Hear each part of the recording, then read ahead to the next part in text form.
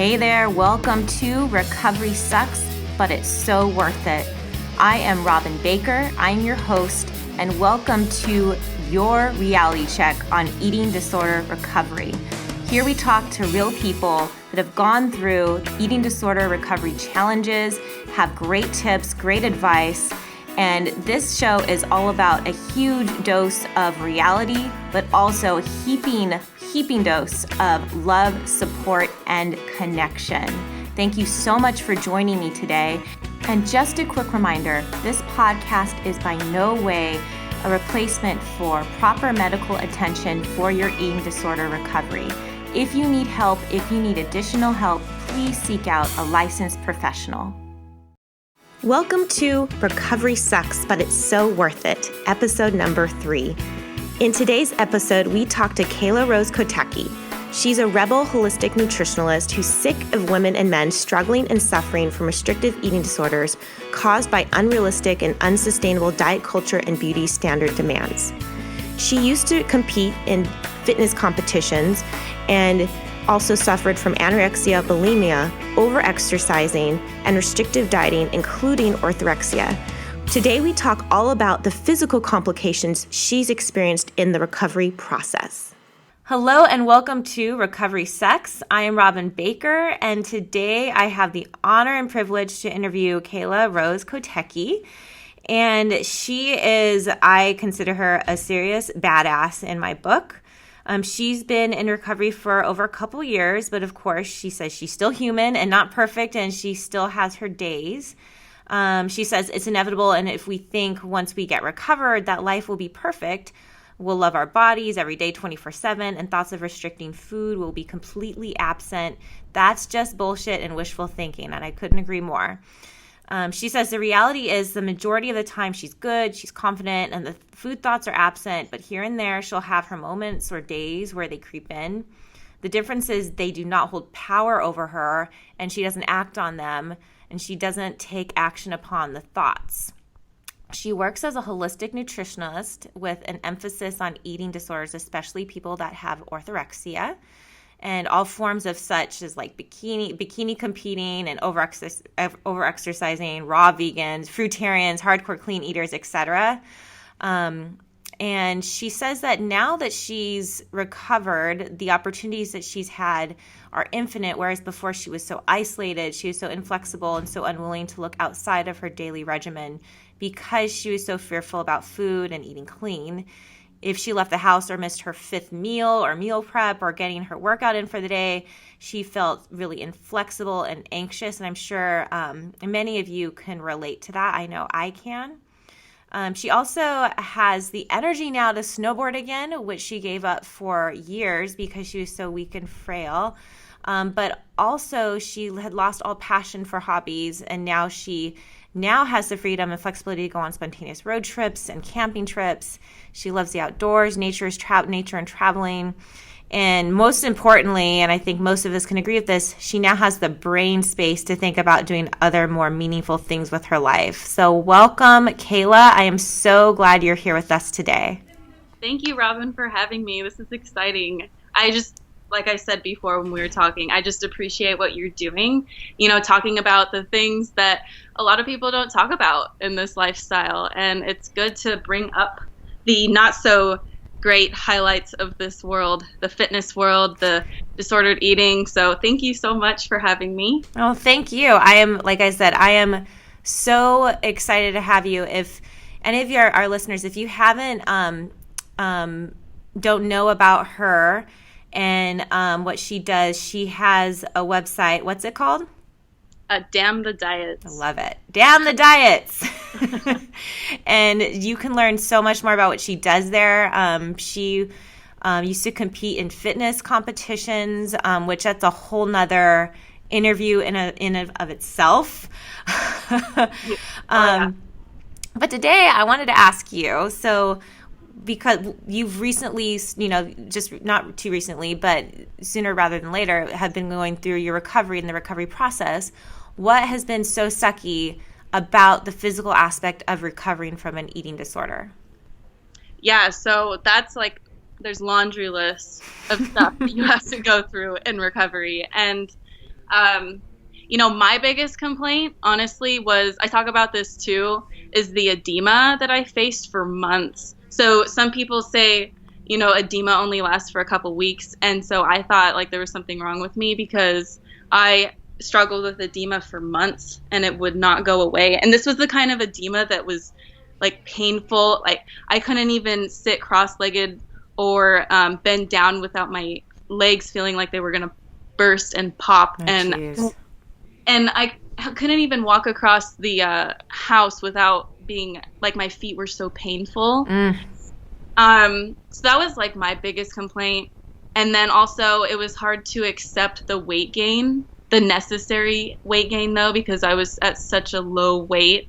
And I went through different stages too. So like after the fitness modeling and competing, I was obviously at a really low body fat percentage. But then after that, I continued on, and that's when I got into more like raw veganism and stuff. And I got to a really, really low weight. Like I looked emaciated. Yeah, the weight gain, it's hard to, your eyes don't adjust as quick because the weight gain comes on quick when you go into recovery. Right. So that was really hard to adjust. Like I just didn't even recognize myself. But then over time, that balanced out. Another thing too was my digestion was shot like completely. And it just got worse, especially after the fitness competing. And then it just continued to get worse after the raw veganism. And so in recovery, when you start eating more, the digestive troubles just get worse. They don't get better right off the bat. And so that can be scary because it's like, oh, well, why is this something good if it's only getting worse? Right. But because I remember like waking up in the middle of the night and my liver it felt like knives were stabbing through my liver. Pains all throughout my small intestine, pancreas, stomach. Because you get gastroparesis too. It's like your stomach is paralyzed because you haven't been eating so much. So it's hard for that muscle to start contracting again and moving food through the digestive tract. So going back to the edema, how long did that last for? That was honestly, let's see, months. Probably, it lasted for a good 8 to 10 months. Oh, wow. Well, but here's the thing. The first 5 months of my recovery, I was yo-yo recovering. I was in pseudo recovery. Like I was trying to fight recovery. So I would recover for a good couple weeks and then the old thoughts would come back in and try to say, oh, this, you start doubting it, like this isn't working. So then you go back to restricting and then you bounce back and forth. So I think that's why it lasted so much longer too, What was the turning point where instead of just kind of dipping your big toe in recovery, when did you say I'm all in? Like when did that decision come for you? Yeah, well, you just get to this point where, you keep going forward and then you go back and then you go forward and then you get to this point where you're like, you know what, like fuck this, I just need to let go and see what happens. I just got to that point where I just got fed up with giving into old thought patterns that weren't working for me.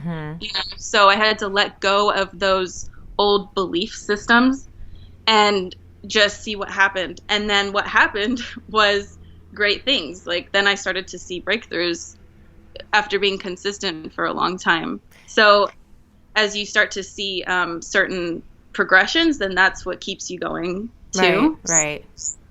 So what gave you that, what was the one thing that really kind of pushed you to let go of those old thought patterns? Because I think that and, making the choice to be all in for recovery and letting go of all of those thought patterns that, of course, we think are helping us and serving us, but they really aren't. And, we hold close to them like a little safety blanket, like a kid. What was that one? Was there one thing, or could you name one thing that was the thing that kind of pushed you to say, I'm letting this go, I'm done?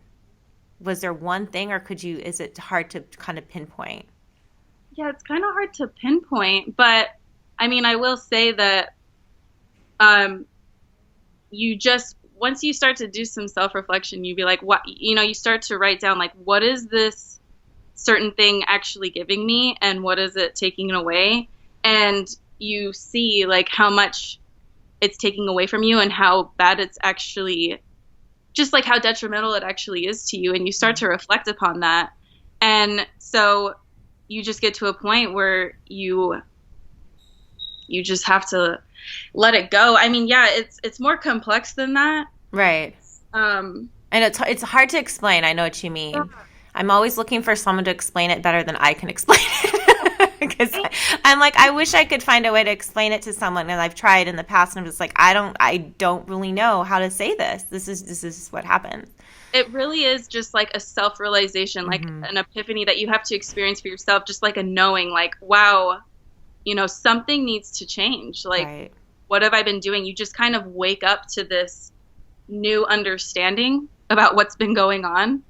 And you're able to let go. Because if you try to explain that to someone that's not willing to let go yet, right? You can't get through. Like, the person has to be willing to listen and see that what they've been doing is not been good for them. Right. Yeah.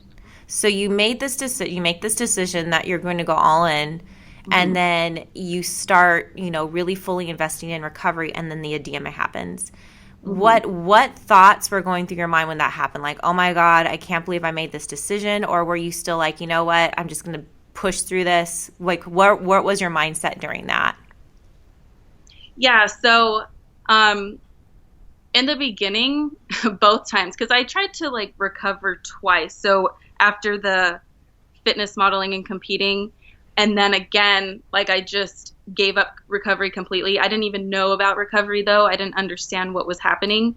And then again, I went through recovery, which was real recovery after the raw veganism and all of that. Mm-hmm. So I didn't know what was happening. So were you upset that you had made the decision to recover, or were you just like, I'm just going to, push through because I know this is what I need to do for myself? I, at first, was angry. So here, like, if I give you a little backstory, I can, like, it'll be understandable. So, because I stumbled into recovery on accident, like, and I went about it alone. So if I would have understood what was going on, like the extreme hunger and the edema and the fatigue and all of that, like, it would have prevented me from relapsing to old so many freaking times. So, like, falling into recovery on accident, it's because, I didn't realize I had a problem, and I was in complete denial still.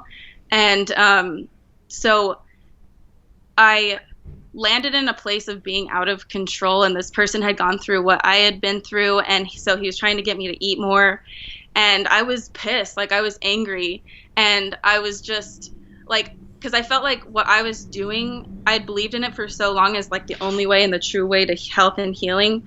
So, yeah, just, like, when I started to get edema from this, like, I felt just, out of control. I felt like a failure. I felt, like, so shameful about myself, just disappointed that, like, I couldn't control the binging, or that, I was so edemic. And yeah, it was really frustrating, and I was just really angry at everything. I was like, why can't I get a break? This has been going on for years, and I couldn't find my golden ticket to health and healing, So yeah, it was really frustrating. So you said you fell into recovery. So because was it someone that was also doing fitness competitions that kind of helped you, or? Yeah, so he had been through fitness competitions, and then also it was weird. It was a very similar path, and then he had been through raw veganism and just, like, trying every kind of diet manipulation.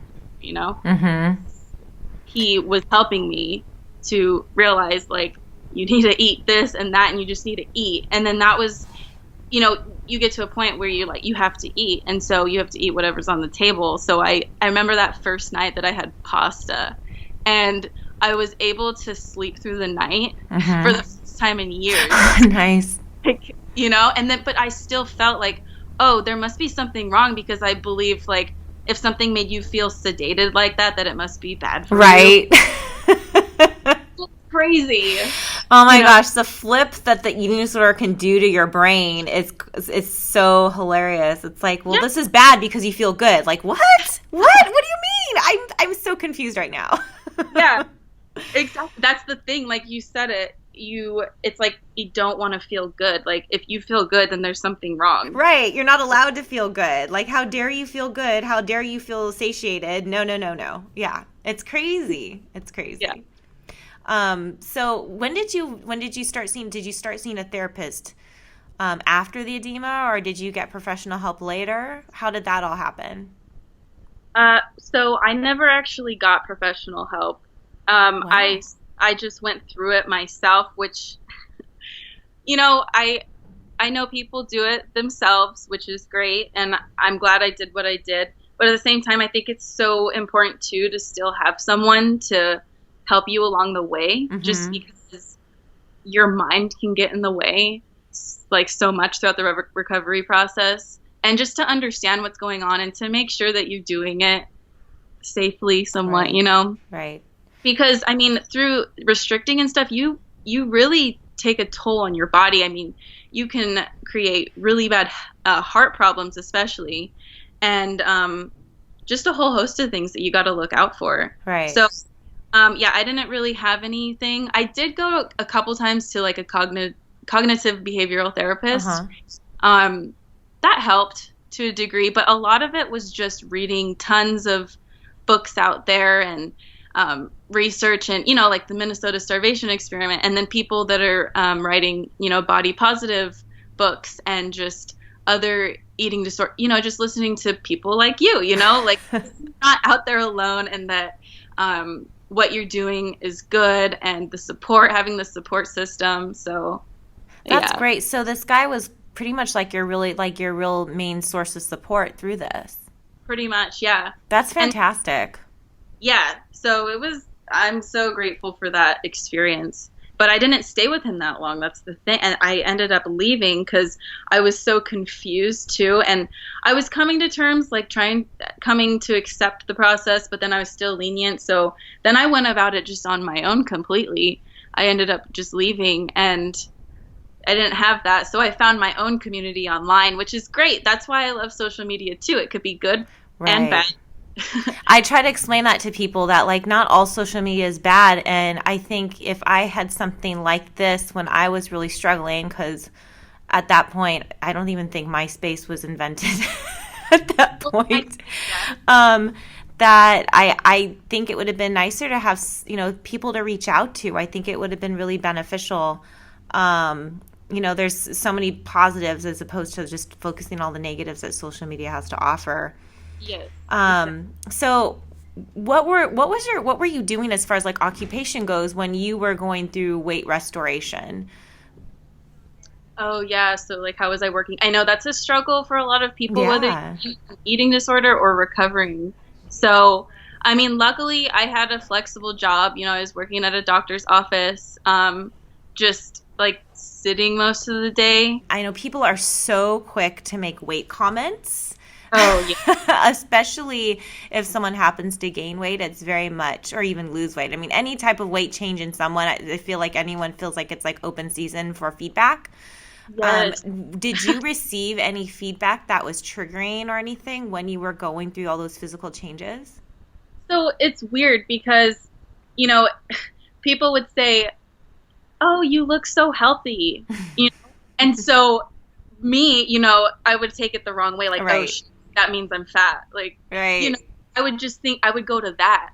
But it's like, no, I actually was finally looking healthy again. So, I mean, I had those kinds of comments. And then negative comments, I honestly, here and there, like I had some things that were triggering. I mean, all of it was triggering, to be honest. I was so sensitive. I was just a big ball of anxiety. Right. Well, that oh, you look so healthy comment, I think for most people in eating disorder recovery, I know for me when I was first going through recovery, I hated hearing that because, it made me feel like, oh, thank you, I look fat now. That's fantastic. I don't think I hated it, but my eating disorder obviously hated it. So, it's directed out there as a positive comment. However, the eating disorder can flip it around and make it some kind of negative thing. I think just in general, good rule of thumb is just don't make remarks about appearance. Just shut up. Yeah. Right. That's what trying to get away from is just the external appearance. Right. Mm-hmm. So since you didn't have any any doctors or treatment team, were your parents involved? Did you have any any family members that were helpful or involved with your recovery process? Um, they knew it. I wasn't too open about what I was going through. So, I think the best thing to do is to explain what's going on, or else people will question, are you okay? Because that's where I did get some weird comments, Mm-hmm. my family, but because I love my family to death. But, there are a lot of vain people that are always on the next diet trend. Right. And so that was really triggering to be around that. And I had to learn how to not let it get to me. But, they were supportive. They've always been a great support system. But to the extent, as much as they could, because they still didn't really understand what was going on. Right. They didn't understand the binging. They just thought that was crazy to be able to eat that much food. Why was I doing that, Mm-hmm. What were some of the digestive things that you had? And I know, it's kind of, I always have problems talking about it because it always feels like, is that TMI? But please do share, and share what you feel comfortable with.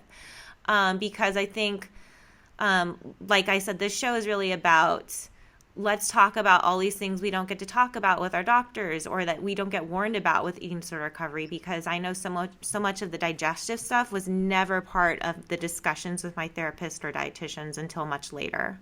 Mm-hmm. Yeah, no, it's so important. I think the TMI thing, people just need to get comfortable with this stuff. It's natural biological process, right. I'm pretty much an open book with this stuff, and I always have been, and it kind of weirds people out, but you know what? Whatever. So, a lot of the digestive problems I talked about early, with the pains, that kind of stuff. Mm-hmm. But also, I always dealt with more, I lean more towards constipation. Mm-hmm. So that was always a big issue. Yeah, you get really gassy. I think we were talking about this before. Right. It's a real thing. You get so gassy. I remember, you wake up sometimes to yourself, your alarm clock is like a huge fart. It just, I love it. Did you go through that? I went through that. I didn't go through that. I think because I'm a really heavy sleeper. That's fantastic, though. But I know we were talking this before we were recording, that there's certain things that if I can only eat at home because I know it's gonna make me super gassy, and if I want to enjoy, I enjoy it in the comfort of my own home, where my family members are the only people that have to suffer my gas. I also felt really nauseous too. That was a big issue. I would eat anything because your body's not used to food coming in, or just a more quantity of food coming in, so you feel nauseous. And what helped me too is I used certain kinds of digestive enzymes in the beginning.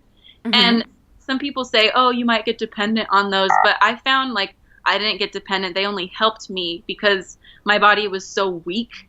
So your digestive tract is just a series of muscles. You have to get everything working again. So right. A little help is great. So I use certain, plant enzymes, but also different animal enzymes too. So a mixture of that, because that helped the nausea, it helped the constipation. I never was a fan of probiotics. They didn't really work for me. Mm-hmm. So, yeah, but to get through the digestive problems, literally, I know it sounds simple, but it worked. You just have to continue on putting the food in your body, and eventually, things just start to get better. As you strengthen your body, you strengthen the organs, you get the digestive enzymes being produced again, and everything starts flowing again. So how long did it take you to feel like your digestion was back to quote unquote normal, or you weren't having such severe issues? It was on and off again because I kept going back and forth. Mm-hmm. So I went back, I would just ruin my digestive tract again, and I would have to Right. start all over. And so that was frustrating. And it probably took, um, oh man, over 6 months. Had to have been, again, I feel like the transformational mark was like that 10-month mark. Mm-hmm. So that's when a lot of things just started to, like, I woke up and I was like, wow, I looked back to where I had started and to where I was then. And I was like, oh my gosh, like, you don't notice it until you really reflect. And you're like, wow, I've come so far, even though I'm still struggling. But You physically felt like you were doing better. yes. Right. Yeah. You don't realize the subtle changes over time of getting your energy back and getting the digestion back. And yeah. I remember just being able to consistently be able to evacuate my bowels on my own after, not being able to for so long. And that was one of the biggest, things for me. Like, wow, this is awesome. I didn't have to use an enema in the morning and at night. And that took up so much life out of my day. Right. Yeah. So about 10 months. But so here's the thing. And I know a lot of people don't want to hear this, but especially us clean eaters.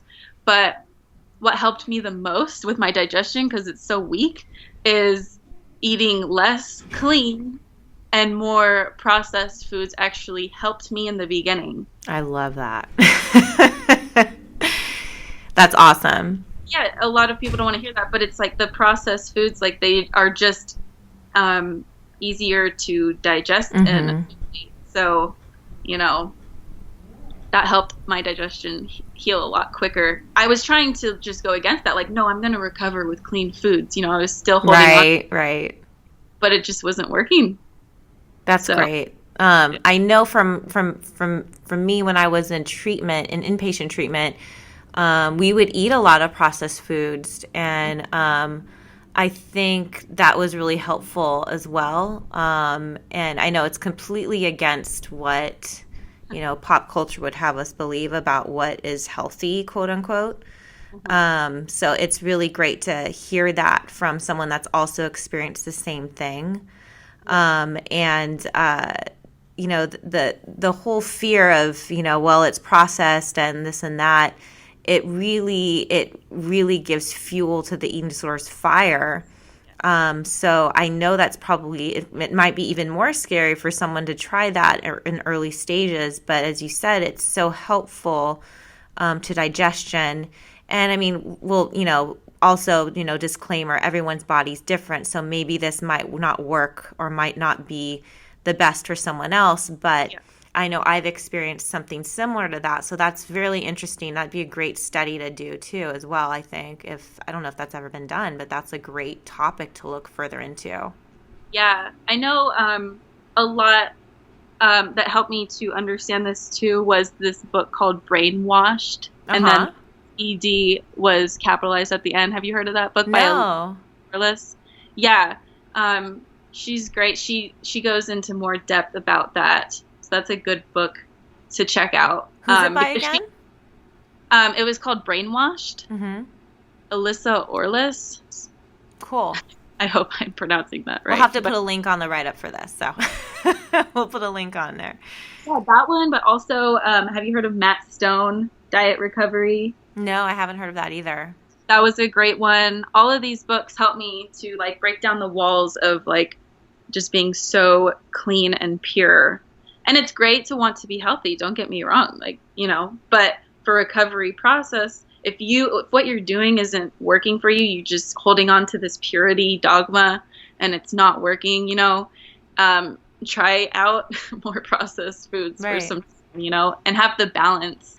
Is there any physical stuff that you're struggling with now, or is everything kind of subsided?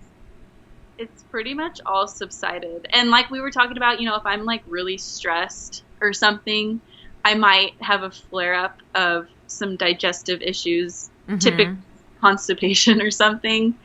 But I mean, overall, I've felt the best that I've felt since a decade ago, because this all went on for so long, 8 years, So you struggled for 8 years, 8 years with your eating disorder.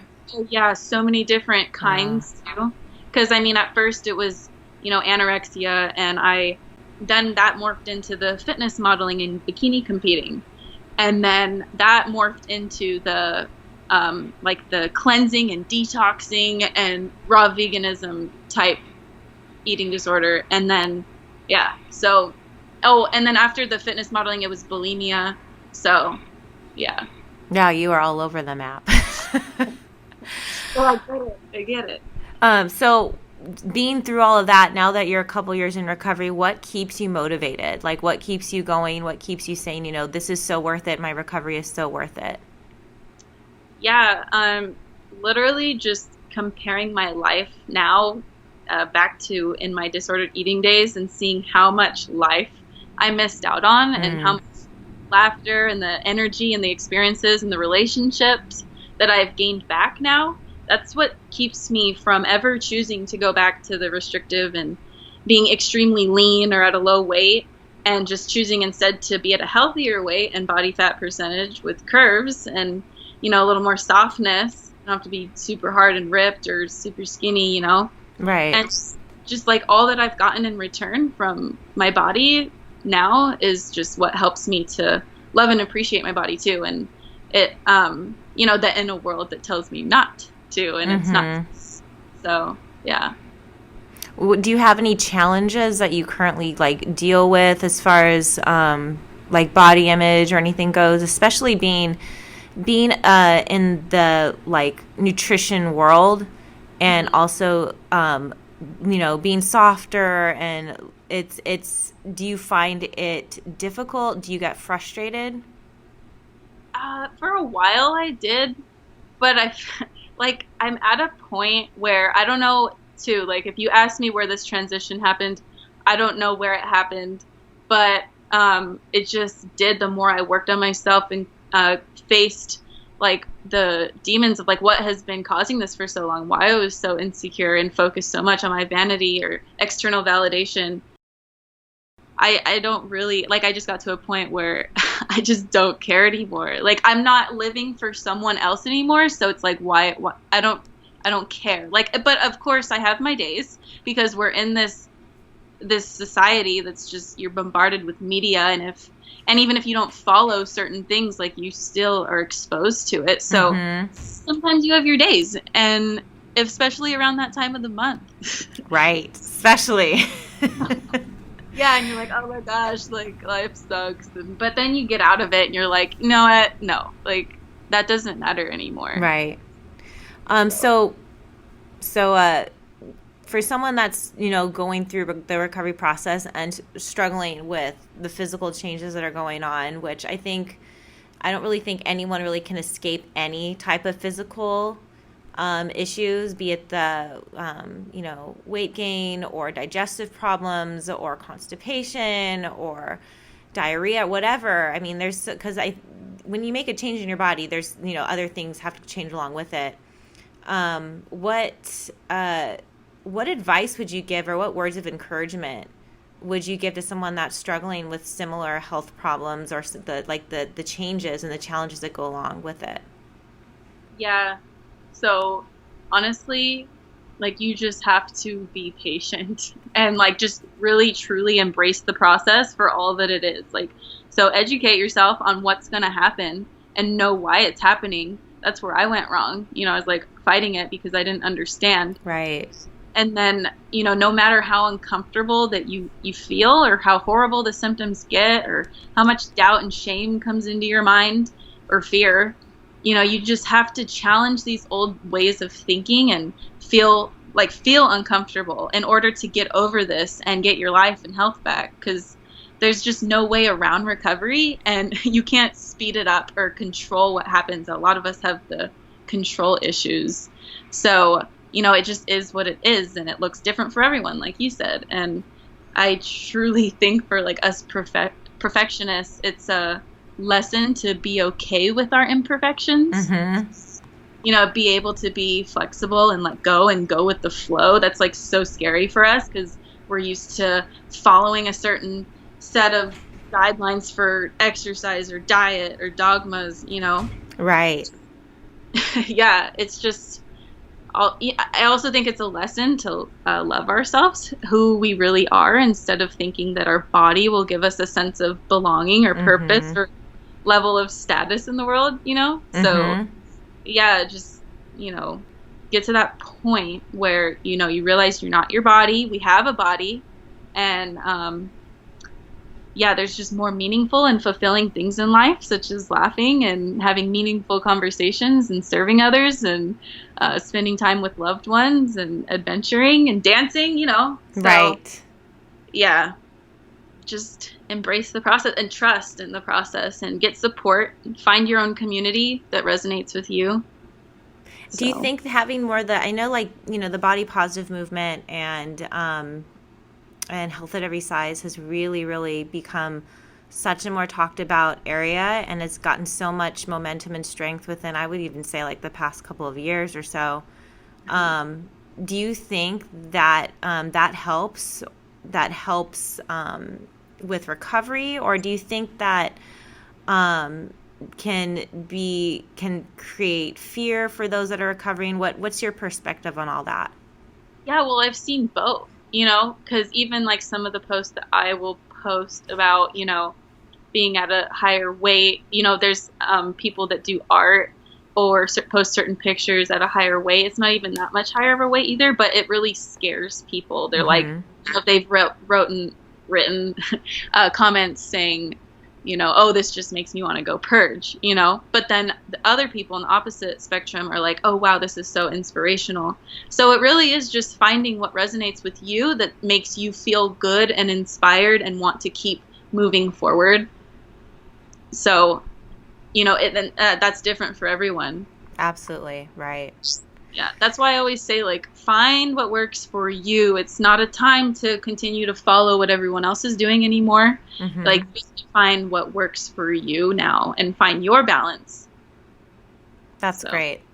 Yeah, I mean, everyone's body is different. Everyone's recovery is going to be different too, and it is a process of finding what does work for each person and what works for you. And I think it can get, I know for many of my friends that are going through recovery, it can get really, really frustrating, starting over and over and over again, looking for, what's going to help. yeah. So, for everyone that's listening out there, keep going, keep moving forward, because, I mean, Kayla is definitely a testament to, when you are ready to recover, you make that decision and you go full in and you educate yourself. It's really about that decision to go full in and, just say, forget all this. I can't do this anymore. This isn't serving me anymore. And I'm always fascinated by that step, because, like we discussed earlier, it's so difficult to really explain how that feels and what that looks like. And I think it's so different for each person that's going through recovery. And yeah, I love that for you, it was, it was a very long journey for you to get through to discovering that, okay, I'm going to go full in, and that the support you got was a non-conventional place of support, but that just because making that one decision was really the fuel you needed to recover. Yes. It has to come from within. That's why even if you try to explain this stuff to people, like, it just has to come from within on your own journey, on your own time. Because, like, this was the same thing when I was younger. Like, I struggled with, alcohol and drugs, and it wasn't until I had the same kind of epiphany that I was ready to overcome it, no matter what I went through, no matter who I saw. And so it's the same thing. And Right. if you're not ready, you could be getting all the help that you can, and it's just not gonna. Right. Yeah. I love that, because that's another whole topic that, doesn't really get talked about too much.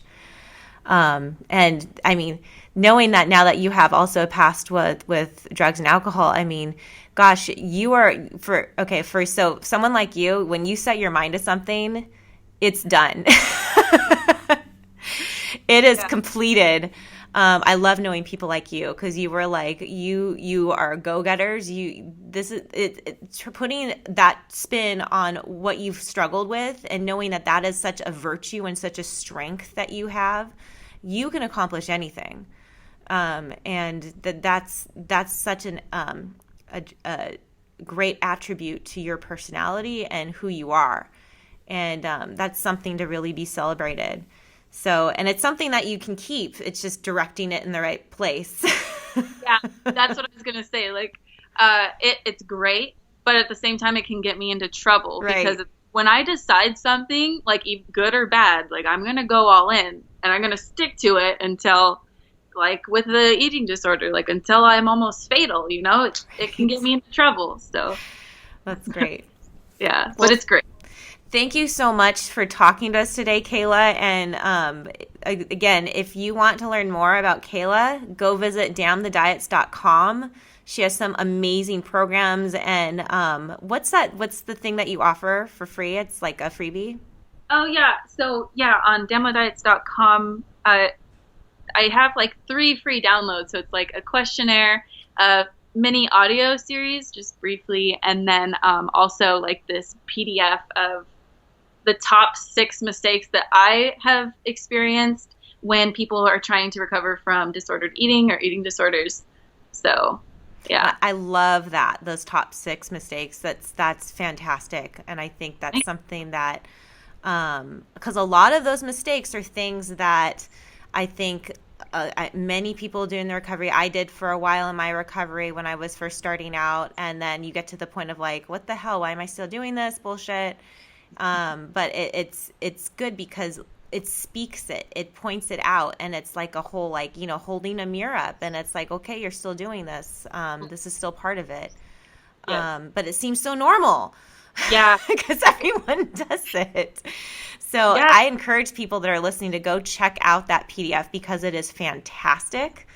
And follow her on Instagram. She has some amazing posts. And where can they find you on Instagram? Same thing. Damn the diets. Awesome. Yeah. Well, thank you so much again, Kayla, and we will definitely be in touch with you. And like I said, it's been an honor to speak to you, and you are truly a rock star in my eyes. Thank you, Robin, and thank you for having me and just creating like this safe space for people to talk about this stuff. I think it's so important to talk about this stuff. Thank you. Awesome. Yeah. Thank you.